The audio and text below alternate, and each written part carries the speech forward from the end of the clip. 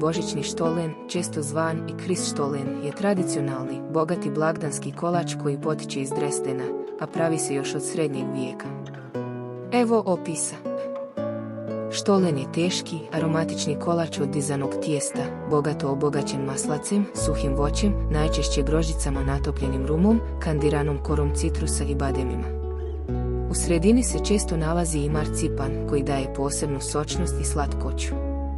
Nakon pečenja, kolač se obilno premaže rastopljenim maslacem i uvalja u debeli sloj šećera u prahu. Njegova karakteristična ovalna forma, posuta bijelim šećerom, simbolizira povijanje Malog Isusa u Bijele Pelene, zbog čega je Štolen dobio važnu ulogu u božićnoj tradiciji.